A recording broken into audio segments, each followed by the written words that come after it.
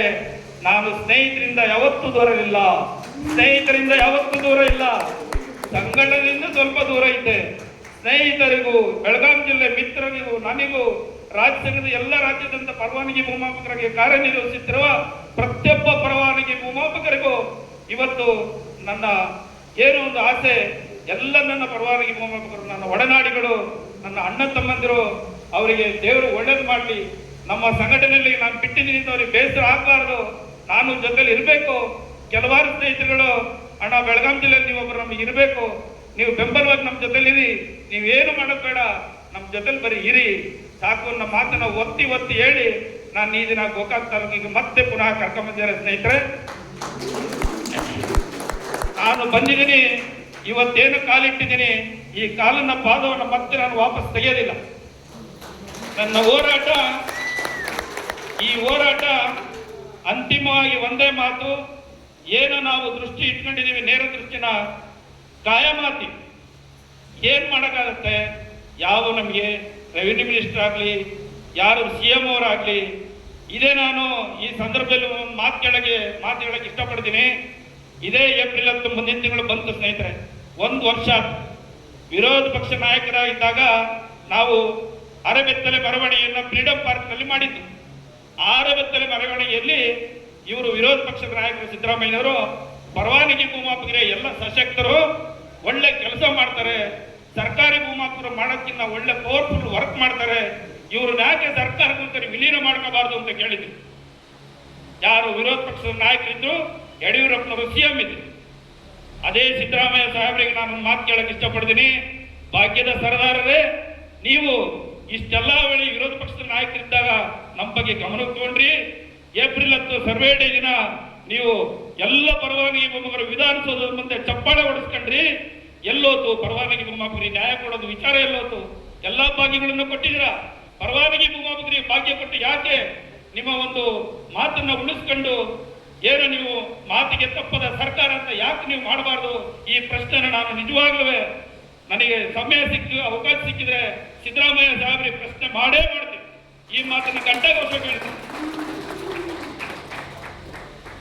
ಅದಕ್ಕೋಸ್ಕರ ಸಂಘಟನೆ ನಾನು ನೋಡಿದ ಹಾಗೆ ಈ 23 ವರ್ಷಗಳಲ್ಲಿ ಈ ವರ್ಷ ಅದರಲ್ಲೂ ವಿಶೇಷವಾಗಿ 2025ರಲ್ಲಿ ನಾವು ಅಧಿವೇಶನ ಮಾಡಿದ್ವಿ. ಅಧಿವೇಶನದ ನಂತರ ಇಲ್ಲಿವರೆಗೂ ಮತ್ತೆ ಈಗ ಇತ್ತೀಚಿನ ಬೆಳವಣಿಗೆಗಳು ನಮ್ಮ ರಾಜ್ಯ ಸಂಘದಲ್ಲಿ ಪರವಾನಗಿ ಭೂಮಾಪಕರುಗಳ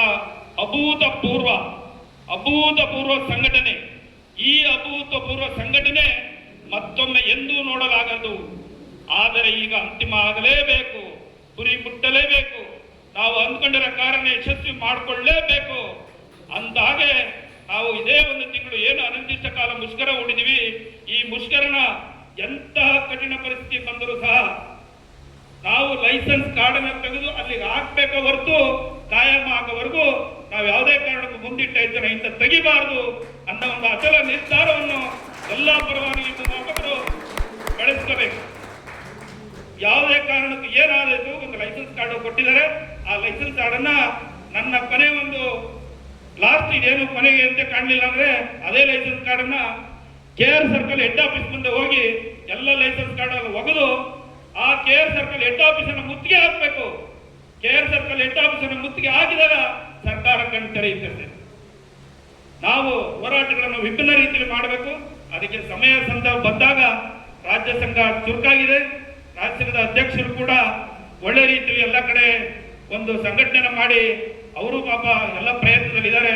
ಅಧ್ಯಕ್ಷರು ಕೆಲಸ ಮಾಡ್ತಾ ಇದ್ದಾರೆ ಅನ್ನೋದು ಕೆಲವೆಲ್ಲ ಮನಗಂಡಿದ್ದೀನಿ. ಹಾಗಾಗಿ ಅವ್ರಿಗೂ ಪಾಪ ಜವಾಬ್ದಾರಿ ಅನ್ನೋದು ಇರುತ್ತೆ. ಯಾಕೆಂದ್ರೆ ಒಂದು ಮನೆಗೆ ಯಜಮಾನಿಗೆ ಎಷ್ಟು ಜವಾಬ್ದಾರಿ ಇರ್ತದೋ ಅದೇ ರೀತಿ ರಾಜ್ಯ ಸಂಘದಲ್ಲಿ ಅಧ್ಯಕ್ಷರಾದರಿಗೂ ಅಷ್ಟು ತಲೆನೋವು ಇರ್ತದೆ. ಅಧ್ಯಕ್ಷರು ಅಂತ ಹೇಳಿದ ತಕ್ಷಣ ಅದು ಪಟ್ಟ ಅಷ್ಟು ಸುಲಭ ಅಲ್ಲ ಸ್ನೇಹಿತರೆ. ಅದು ಬೆಂಕಿ ಮೇಲೆ ಕಾಲಿಟ್ಟು ನಿಂತಂಗೆ. ಈ ಕಡೆ ಹೋದ್ರೆ ಬೆಂಕಿ ದಾಟಿ ಹೋಗ್ಬೇಕು, ಇಲ್ಲ ಕಾಲು ಸುಟ್ಕೋಬೇಕು. ಹೇಳಿದ್ರೆ ಪರಿಸ್ಥಿತಿ ಭಾರಿ ಕಷ್ಟ ಇದೆ.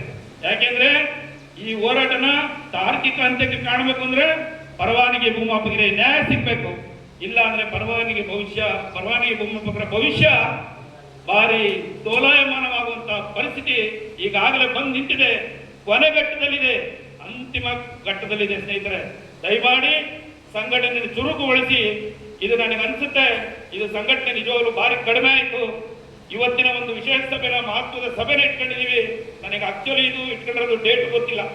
ನಿನ್ನೆ 10 ಗಂಟೆಯಲ್ಲಿ ನಮ್ಮ ಅಥಣಿ ತಾಲೂಕಿನ ಒಬ್ಬ ಸ್ನೇಹಿತರು, ಅಣ್ಣ ಈ ರೀತಿ ನಾಳೆ ಗೋಕಾಕಲ್ಲಿ ಸಭೆ ಇಟ್ಕೊಂಡಿದ್ದಾರೆ, ನೀವೊಂದು ಮೆಸೇಜ್ ಹಾಕ್ಬೇಕು ಅಂದ್ರು. 10 ಗಂಟೆಯಲ್ಲಿ ನನಗೆ ಫೋನ್ ಮಾಡಿದ್ರು. ದಯವಿಟ್ಟು ನಾನು ಇವತ್ತು ಆಕ್ಚುಲಿ ನಿಮಗೆ ಸತ್ಯ ಹೇಳ್ತೀನಿ, ನಾನು ಇವತ್ತು SRFCಗೆ ನಾವು ಊರಿಗೆ ಹೊರಟಿದ್ದೆ. ನಾನು ಊರಿಗೆ ಹೋದಿತ್ತು. ಅದನ್ನ ನೀವು ಕ್ಯಾನ್ಸಲ್ ಮಾಡಿ ಅದು ಬದಿಗೊತ್ತಿ ನೀವು ಗೋಕಾಕ್ ಬರಬೇಕು, ನಮ್ಮ ಸ್ನೇಹಿತರಿಗೆ ಆತ್ಮಸ್ಥೈರ್ಯ ತುಂಬಬೇಕು, ನೀವು ಬಂದೇ ಬರಬೇಕು, ತಪ್ಪಿಸ್ಕೊಡೋದು ಅಂತೇಳಿ ನಾವು ಬಿಡಿಸಿ ತಾಲೂಕಿನ ನಮ್ಮ ತಾಲೂಕು ಉಪಾಧ್ಯಕ್ಷರು ಬಸವರಾಜ್ ತೆಲಸಂಗ ಅಂತ ಇವರು ನನಗೆ ರಾತ್ರಿ 10 ಗಂಟೆಯಲ್ಲಿ ಫೋನ್ ಮಾಡಿ ದೂರವಾಣಿ ಮುಖೇನ ದಯವಿಟ್ಟು ನೀವು ಬರಬೇಕು, ಸಂಘಟನೆಗೆ ನೀವು ಮುಂದೆ ನಿಂತ್ಕೋಬೇಕು, ಅಣ್ಣ ನೀವು ಅಷ್ಟು ನಿಮ್ಮ ಸಂಘಟನೆ ಹೋರಾಟಗಳು ವಿಚಾರಗಳನ್ನು ಕೇಳ್ಕೊಂಡಿದ್ದೀನಿ, ನೀವು ಕೊನೆ ಹಂತದಲ್ಲಿ ಯಾಕೆ ಹಿಂದೆ ಹೇಳಿದ್ದೀರಾ, ದಯವಿಟ್ಟು ನೀವು ಹಿಂದೆ ಹೆಜ್ಜೆ ಇಡಬೇಡಿ, ನೀವು ಮುಂದೆ ಬರಬೇಕು, ನಿಮ್ದೊಂದು ಬಸ್ಸಲ್ಲಿ ಇರಲೇಬೇಕು ಅಂತ ರಿಕ್ವೆಸ್ಟ್ ಮಾಡಿದ್ರು. ಅದಕ್ಕೆ ಆಯ್ತು ಬಿಡಪ್ಪ, ಎಲ್ಲರ ಮಹತ್ವಾಕಾಂಕ್ಷಿನ ನಂದೇನು ದೊಡ್ಡದಲ್ಲ, ನಿಮ್ಮೆಲ್ಲರ ಒಳಿತಿಗೋಸ್ಕರ ಅವತ್ತಿಂದ ಇವತ್ತರೆಗೂ ಸಹ ಇದ್ದೇನೆ, ಇನ್ನು ಮುಂದೆ ನಿಮ್ಮ ಜೊತೆ ಇರ್ತೇನೆ ಅಂತ ಹೇಳಿ ನಾನು ಇವತ್ತು ಆಕ್ಚುಲಿ ಈ ಒಂದು ಗೋಕಾಕ್ ತಾಲೂಕಿನ ಋಣ ನಮಗೆ ತುಂಬಾ ಇದೆ. ಯಾಕೆಂದ್ರೆ ಇವತ್ತು ನಮ್ಮ ಗೋಕಾಕ್ ಮೂಡಲಿ ಏನಿದೆಯಲ್ಲ, ಸ್ನೇಹಿತರನ್ನು ಸಾಕಷ್ಟು ಬಾರಿ ಬಂದಿದ್ದೀವಿ. ನಮ್ಮ ಕೆಂಪು ಕೃಷ್ಣ ಇರ್ಬೋದು, ಮಹೇಶ್ ಚಾರ್, ಆಮೇಲೆ ಈಗ ಟ್ರಾನ್ಸ್ಫರ್ ಆಗಿರಲ್ಲ ಶಂಕರ್ ನಾಗ್, ಇವರೆಲ್ಲ ನಮ್ಮ ಭಾರಿ ಸ್ನೇಹಿತರುಗಳು. ನಮ್ಮವರು ರಫೀಕ್ ಎಲ್ಲ ನಮ್ಮ ಸ್ನೇಹಿತರುಗಳು. ಈ ಒಂದು ಬಾಂಧವ್ಯ ಎಲ್ಲೋದ್ರು ಅಷ್ಟೇ ನಮಗೆ ವಿಶೇಷವಾಗಿ ಗೋಕಾಕ್ ಅಂತಲ್ಲ, ಗೋಕಾಕ್ ಇರ್ಬೋದು, ರಾಯಬಾಗ್ ಇರ್ಬೋದು, ಬೈಲವಂತ ಇರ್ಬೋದು, ರಾಮದುರ್ಗ ಇರ್ಬೋದು, ಸೌದತ್ತಿ ಇರ್ಬೋದು, ಬೆಳಗಾಂ ಇರ್ಬೋದು, ಎಲ್ಲದರಲ್ಲೂ ಅಭಿಮಾನ ಇದೆ. ಇಡೀ ರಾಜ್ಯದಲ್ಲಿ ಯಾವ ಜಿಲ್ಲೆಗೆ ಹೋದ್ರೂ ನಮಗೆ ಗೌರವ ಅಭಿಮಾನ ಇವತ್ತವರೆಗೂ ನಾನು ಇಟ್ಕೊಂಡಿದ್ದೀನಿ. ಅದಕ್ಕೆ ಮುಖ್ಯ ಕಾರಣ ನಾವು ಇದುವರೆಗೂ ನಮ್ಮ ಒಳ್ಳೆತನ ಉಪಯೋಗಿಸ್ಕೊಂಡು ಅಧಿಕಾರಿಗಳನ್ನೇ ಯಾವೊಂದು ಅಧಿಕಾರಿಗಳಿಗೆ ಅಂಜದಲೆ, ಯಾವುದೇ ADL ಇರಲಿ, ಯಾವುದೇ TDL ಇರಲಿ, ಅಂಜೋದಿಲ್ಲ, ಅಂಜಬಾರದು. ಯಾಕೆಂದ್ರೆ ನಾವು ಆನೆಸ್ಟ್ ಆಗಿದ್ರೆ ನಾವು ಯಾರಿಗೆ ಅಂಜಬೇಕು, ಅಂಜಂತ ಪರಿಸ್ಥಿತಿ ಬರಲೇಬಾರದು. ಎಲ್ಲರೂ ಈ ಒಂದು ನಮ್ಮಲ್ಲಿ ಏನು ಗುಣ ಬೆಳೆಸ್ಕೋಬೇಕಪ್ಪ ಅಂದ್ರೆ ಪ್ರತಿಯೊಬ್ಬ ಪರವಾನಗಿ ಒಬ್ಬೊಬ್ಬರು ನಾವು ಒಬ್ಬೊಬ್ಬರು ನಾಯಕರು, ನಾವು ಯಾರಿಗೂ ಹೆದರಬಾರ್ದು. ನಮ್ಮಲ್ಲಿ ಸತ್ಯನಿಷ್ಠೆ ಇರಬೇಕು, ಪ್ರಾಮಾಣಿಕತೆ ಇರಬೇಕು, ಯಾರಿಗೂ ಹೆದರಬಾರ್ದು, ಡೇರ್ ಬೆಳೆಸ್ಕೋಬೇಕು. Daring is very important. ಇಷ್ಟು ಹೇಳ್ತಾ ಇನ್ ಮುಂದೆ ಸಂಘಟನೆ ದಯವಿಟ್ಟು ಎಲ್ಲರೂ ಸಹ ಇದೇ ರೀತಿ ಯಾರು ಬಂದಿಲ್ಲ ಕೆಲವರು ಅವರಿಗೆಲ್ಲ ತಿಳಿಸಿ, ಇನ್ನೇನು ಯುಗಾದಿ ಹಬ್ಬದ ನಂತರ ಮಾರ್ಚ್ 19ನೇ ತಾರೀಕಿನ ನಂತರ ಸಂಘದೊಳಗೆ ಒಂದು ತೀರ್ಮಾನ ಆಗ್ಬೋದು. ಬೆಳಗಾವಿ ಡಿವಿಷನ್ ಮೀಟಿಂಗಿಗೆ ಷಣ್ಮುಖ ಅವರು ಹೇಳಿದಂಗೆ ಪರವಾನಗಿ ಭೂಮಾಪಕರ ಕುಟುಂಬ ಸಮೇತ ಒಂದು ಹೋರಾಟ ಮಾಡಿದ್ರೆ ಅದರಲ್ಲೂ ಮನೆ ಪ್ರಯತ್ನ ಮಾಡ್ಬೋದು ಅನ್ನೋದು ಒಂದು ಎಲ್ಲರ ಒಂದು ಅನಿಸಿಕೆ ಆಗುತ್ತೆ. ಒಳ್ಳೆ ಒಂದು ಮಹತ್ವದ ಒಂದು ನಿರ್ಣಯವನ್ನು ಅವರು ತಗೊಂಡಿದ್ದಾರೆ. ಒಳ್ಳೆ ನಿರ್ಣಯ ಇದು, ಖಂಡಿತವಾಗಿ ಒಳ್ಳೇದಾಗುತ್ತೆ. ಎಲ್ಲರೂ ಪ್ರಾಮಾಣಿಕತೆ ಸಂಘಟನೆಗೆ ಒತ್ತು ಕೊಡಿ. ಸಂಘಟನೆಯನ್ನ ಯಾವುದೇ ಕಾರಣಕ್ಕೂ ಈ ಟೈಮಲ್ಲಿ, ಅದರಲ್ಲೂ ವಿಶೇಷ ಅಂದ್ರೆ ನಾವು ಏನು ಈ ತಿಂಗಳಲ್ಲಿ ನಾವೀಗ ನಾವು ನೀರಿಗೆ ತುಂಬಬಾರ್ದಾಯ್ತು, ತುಂಬಿಬಿಟ್ಟಿದ್ದೀವಿ.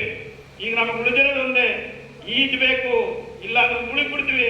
ಮುಳುಗಿದ್ರೆ ಪರಿಸ್ಥಿತಿ ಕಷ್ಟ ಆಗತ್ತೆ. ನಮ್ಮ ಕುಟುಂಬಗಳ ನಮ್ಮ ಹಿಂದೆ 16 ಜನ ಇದ್ದಾರೆ, ಅದಕ್ಕೆ ನಾವು ಜವಾಬ್ದಾರಿ ಇದ್ದೀವಿ. ನಮ್ದೇ ಆದ ಹೊಣೆಗಾರಿಕೆ ಇರ್ತದೆ. ಅದಕ್ಕೋಸ್ಕರ ದಯವಿಟ್ಟು ಯಾರು ಸಹ ಜವಾಬ್ದಾರಿಯುತವಾಗಿ ಸಂಘಟನೆಗೆ ಹೆಚ್ಚಿನ ಮಹತ್ವವನ್ನು ಕೊಡಿ. ಅಂದ್ರೆ ನಮ್ಮಲ್ಲಿ ನಮ್ಮ ಕುಟುಂಬ ನಿರ್ವಹಣೆಗೆ ಎಷ್ಟು ನಮ್ಮ ಗಂಡ ಹೆಂಡತಿ ಮಕ್ಕಳು ಯಾವ ರೀತಿ ನಾವು ನಿರ್ವಹಣೆಗೆ ನಾವು ಜವಾಬ್ದಾರಿ ತಗೊಳ್ತೀವೋ, ಸಂಘಟನೆಯೂ ಒಂದು ಭಾಗ, ಸಂಘಟನೆ ಒಂದು ಕುಟುಂಬನೂ ಒಂದು ಭಾಗ. ಇದು ಒಂದು ಸಂಘಟನೆ ಕುಟುಂಬ ಇದ್ದಂಗೆ ಅಂತ ಪ್ರತಿಯೊಬ್ಬರು ಮನಗಾಣಬೇಕು ಸ್ನೇಹಿತರೆ. ಈ ಮಾತನ್ನು ಹೇಳ್ತಾ ಮುಂದಿನ ಒಂದು ದಿನಗಳಲ್ಲಿ ಡಿವಿಷನ್ ಮೀಟಿಂಗ್ ಆಗ್ಬೋದು. ವಿಶೇಷವಾಗಿ ಡಿವಿಷನ್ ಮೀಟಿಂಗ್ ನಲ್ಲಿ ಮಾಧ್ಯಮಗಳನ್ನ ಹೆಚ್ಚಿನದಾಗಿ ಮಾಧ್ಯಮಗಳ ಮುಖೇನ ಸರ್ಕಾರಕ್ಕೆ ವಿಚಾರ ಮುಟ್ಟಿಸಂತ ಕಾರ್ಯಕ್ರಮ ಮಾಡಬೇಕು. ರಾಜ್ಯ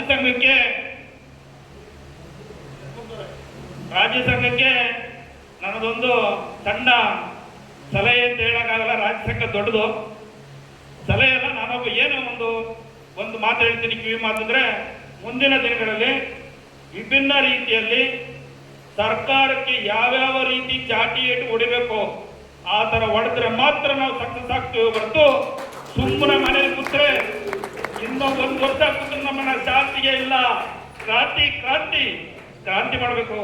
ಶಾಂತಿಯಿಂದ ಇದ್ರೆ ಯಾವ ಕೆಲಸನೂ ಆಗಲ್ಲ. ಶಾಂತಿಯಿಂದ ಇದ್ದು ಏನೋ 21 ದಿವಸ ಉಪವಾಸ ಸತ್ಯಾಗ್ರಹ ಮಾಡಿದ್ರು, ಉಪ್ಪಿನ ಸತ್ಯಾಗ್ರಹ ಮಾಡಿದ್ರು ಮಹಾತ್ಮ ಗಾಂಧಿ. ಆ ಕಾಲ ಈಗಿಲ್ಲ. ಇದೆಲ್ಲ ಒಡೆದಾಡ ಕಾಲ. ಈಗ ಕುತ್ರೆ ಸೀಟ್ ಬಿಡಿಸಿ ಎಬ್ಬರಿಸಿ ಕಳೆದ ಕಾಲ, ಭಾರಿ ಕೆಟ್ಟ ಕಾಲ. ಈ ಕೆಟ್ಟ ಕಾಲದಲ್ಲಿ ನಾವು ಅವರಿಗಿನ್ನ ಕೆಟ್ಟರಾಗ್ತದೆ.